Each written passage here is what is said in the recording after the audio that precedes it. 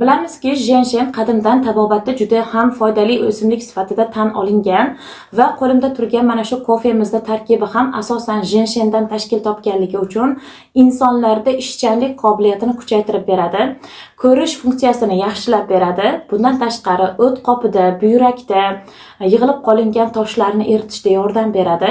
Ichida 20 dona bor. Har kuni ertalab och qorinda ichish tavsiya etiladi. Chunki jenshen ham bir nechta kasalliklarga davo hamda suyuq bad bo'lganligi uchun shlaklarni tozalab beradi va ayollarda uchraydigan bir nechta kasalliklarni oldini olib beradi. Jenshen tarkibli qahvamizni har kun bir mahal ichish tavsiya etiladi.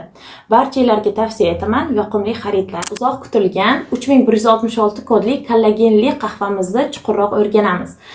Inson tanasining 70%ni kollagen tashkil etadi va bu kollagenlar tipga ko'ra ikkiga bo'linadi: endogen hamda ekzogen.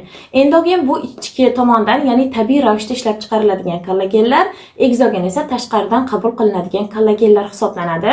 Nima uchun bu kollagenimizni iste'mol qilishimiz kerak?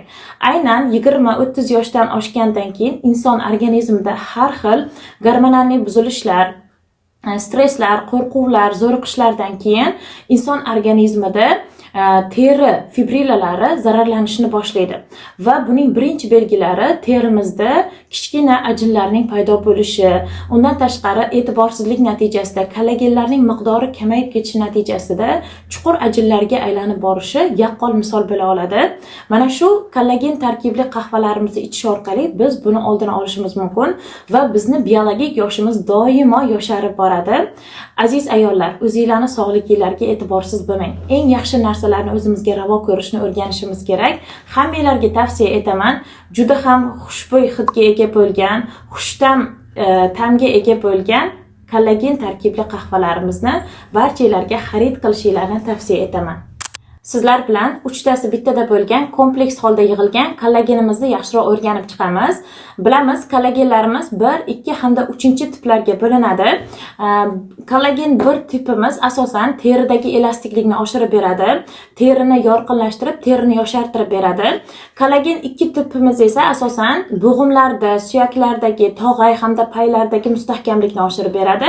Kollagen 3 tipimiz esa asosan sochlar, tirnoqlar, kiprik, qosh o'sishi uchun mas'ul hisoblanadi.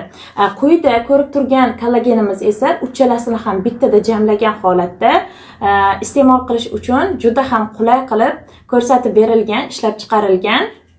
Bu kollagenlarimizni har biringlarga tavsiya etaman. Inson organizmining asosi bu kollagen hisoblanadi. O'zingizlarga eng yaxshisini ravo ko'ringlar va sog'lom turmush tarzini tanlang. Eng muhimi, hayvon yog'lari qo'shilmagan tabiiy kollagen hisoblanadi. Aziz ersoq oilam, barchalarga quyidagi tavsiyani aytib o'tmoqchiman. Biz uchun ota-onamizning borligi qanchalik muhim bo'lsa, biz ham farzandimiz uchun kelajakda xuddi shunaqa muhim insonga aylanamiz. Shunday ekan, o'zimizni sog'ligimizga e'tiborsiz bo'lmaylik. Aziz opa-singillarim, o'zingizlarga e'tiborli bo'linglar. Sog'ligimizni qadriga yetishimiz kerak va o'zingizga eng yaxshi badlarni loyiq deb biling.